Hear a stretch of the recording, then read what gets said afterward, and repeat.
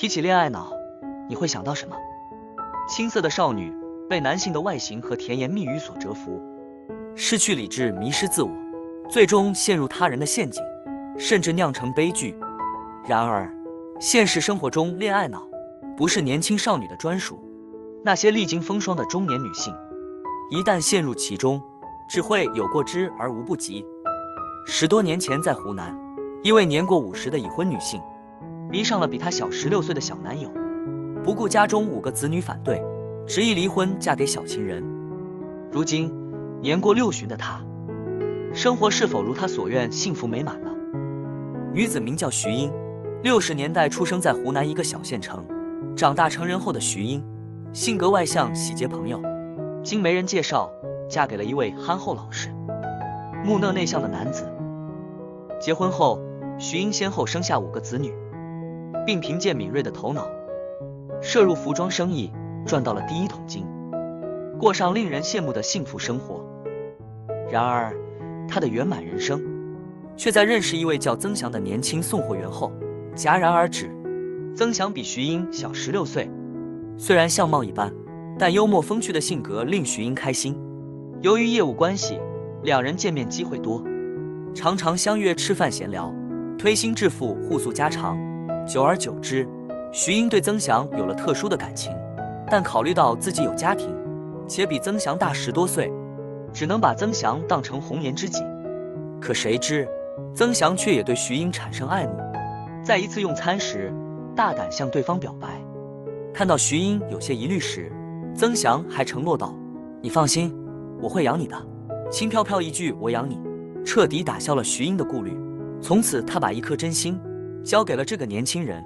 两人关系确定后，就如同年轻人恋爱一般，开始出双入对，亲密无间，完全不顾及旁人的眼光和议论。甚至为了方便见面，曾祥还辞去原来的工作，来到服装店帮忙。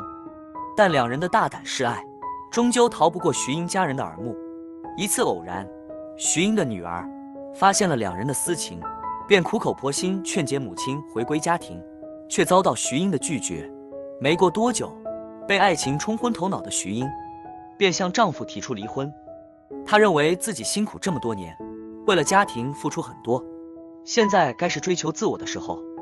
徐英的决定打破家中往日的宁静，丈夫气愤到住进了医院，儿女们也心痛不已。为了唤醒徐英的恋爱脑，儿女们甚至威胁道，年老时不会为她养老送终。尽管丈夫病重，儿女反对，但丝毫改变不了徐英的初衷，因为她以为找到了真爱，深信小情人会给她养老。就这样，徐英冲破层层阻碍，与曾祥私奔至他的家乡。曾祥来自湖南一个偏远的农村，家庭条件一般，但他为了抱得美人归，他谎称老家有房有车。当徐英跟随他回到家中时，才发现一切都是假的。房子是简陋的老式红砖房，车子只不过是一辆老旧的摩托车。然而对于物质上的困境，徐英尚可忍受，但令他难堪的是，曾祥父母对他的不待见。无奈之下，两人只能离开家乡，来到长沙，重新开始生活。来到长沙后，两人租了一间破旧房子，只有简单的家具和生活用品。就这样，两人在没有婚礼、没有亲友祝福下，生活在一起。徐英本以为友情饮水饱，只要两人真心相爱，再大的困难也能跨越。殊不知，现实生活比想象中要残酷多了。首先是来自曾祥的嫌弃。结婚前，两人外出牵手同行，可结婚后，曾祥不愿意牵手徐英。在其质问下，曾祥竟然表示，怕别人误会，以为你是我妈妈。这番话犹如刀割一般，刺痛着徐英。她甚至怀疑自己，难道自己选择错了？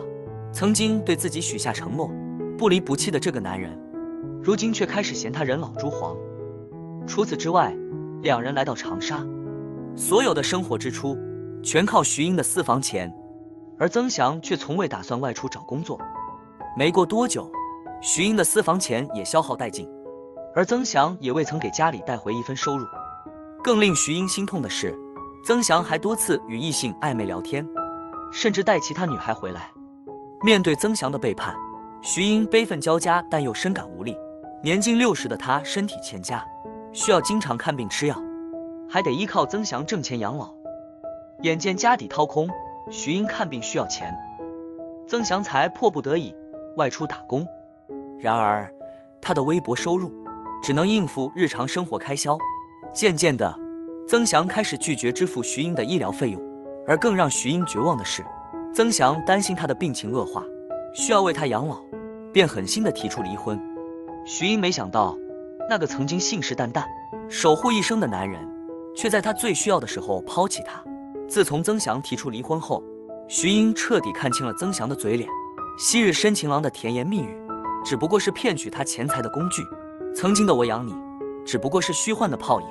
万般无奈下，她试图与子女们联系，希望能接纳她回家。除了二女儿接通电话外，其他子女都拒绝她的来电。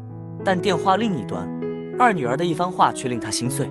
二女儿说道：“当初是你抛弃了我们，既然你已经结婚了，应该让曾祥养你。”走投无路的徐英只好向媒体求助。在媒体的协助下，二女儿被迫出面与曾祥谈判，并提出赔偿10万办理离婚手续的条件。曾祥则表示赔偿金额太高，得慢慢凑齐。最终，二女儿不忍心看着病魔缠身的母亲孤苦伶仃，将母亲接回家中照顾。想必此时的徐英一定悔恨不已。她本可以享受幸福的晚年生活，有钱有闲，子女孝顺，却因为贪恋真情，迷失自我，抛家弃子，最终落得病魔缠身，无家可归。可是，这又能怪谁呢？